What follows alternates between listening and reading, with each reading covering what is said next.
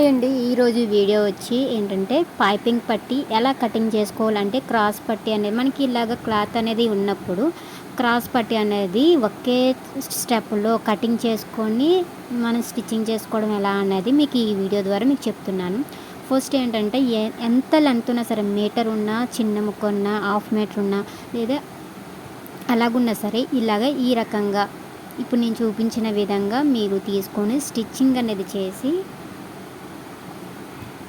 ఈజీగా కటింగ్ అనేది చేసుకొని సింపుల్ అండి. ఒక్క కటింగ్లోనే మనకి చాలా పెద్ద పైప్ పట్టి అనేది వస్తుంది. మీటర్ అయితే ఒక్క కటింగ్లో మనకు వచ్చేస్తుంది. చిన్నదైతే 2-3 వచ్చి 2 అతుకులు వచ్చి ఇలాగ వస్తాయి అన్నమాట. ఇలాగ ఫస్ట్ ఇలా కట్ చేసినట్లయితే స్టిచ్చింగ్ అనేది చేసుకున్న తర్వాత మనకు ఒక సమోసా ఆకారం లాగా మనం తెచ్చుకోవాలి.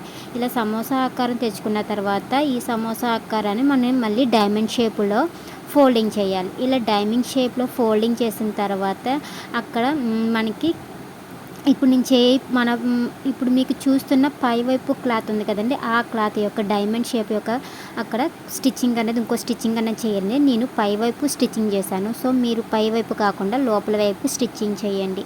ఇలాగ పైనున్న లేయర్ అనేది వదిలేసి కిందనున్న లేయర్ని ఇప్పుడు చూపించిన విధంగా అటువైపు కాకుండా లోపల వైపు స్టిచ్చింగ్ చేయాలండి. ఇలా స్టిచ్చింగ్ చేయడం వల్ల ఏంటంటే ఆపోజిట్లో వస్తుంది. సో మీరు ఆ మిస్టేక్ చేయకుండా లోపల వైపు స్టిచ్చింగ్ చేయండి. ఆ వీడియో అనేది స్కిప్ అయిందన్నమాట, సో అందుకని మీకు ఇలా చెప్పవలసి వస్తుంది. ఇలా స్టిచ్చింగ్ చేసుకున్న తర్వాత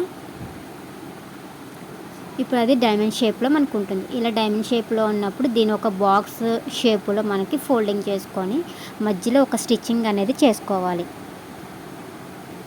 పైన లేయర్ ఓపెన్లో ఉంది చూసుకున్నారు కదా, ఆ ఓపెన్ లేయర్లోనే ఉండాలి. లేదంటే కనుక మనం మొత్తం అంతా స్టిచ్చింగ్ అయిపోయి ఉంటుంది. సో అలా కాకుండా ఇలా స్టిచ్చింగ్ అనేది చేసుకొని పైన ఒక స్టిచ్చింగ్ అనేది చేసుకోవాలి. చేసుకున్న తర్వాత పైన ఒక పావు కూడా కాదు, చిన్న ఇంచు మాట అటువైపు ఇటువైపు 2 చిన్న కత్తిరింపులు చేసుకోవాలన్నమాట. ఎందుకంటే అవి ఓపెన్లోకి రావాలి కదా, అక్కడ ఫోల్డింగ్స్ అనేవి ఉంటాయి కదా, ఆ ఫోల్డింగ్స్ అనేవి పోవడానికి చిన్న కత్తిరింపు చేయాలి. ఇటువైపు అండ్ అటు సైడ్ బోత్ సైడ్స్ కూడా కటింగ్ చేసుకొని ఇలాగ మనకి ఎంత లెంత్ కావాలో అంత లెంత్లో పైపింగ్ పట్టి అనేది కటింగ్ చేసుకోవాలి.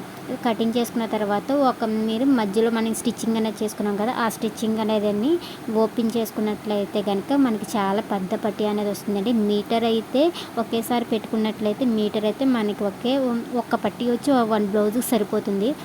సో ఇలాగా ఇంత సైజు పట్టి అయితే ఒక టూ పట్టీస్ని కలిపి స్టిచ్చింగ్ చేసుకుంటే మనకి ఈజీగా పట్టి అనేది రెడీ అయిపోతుంది. చూసారుగా మీరే ఎంత పెద్ద పట్టి అనేది రెడీ అయిందో.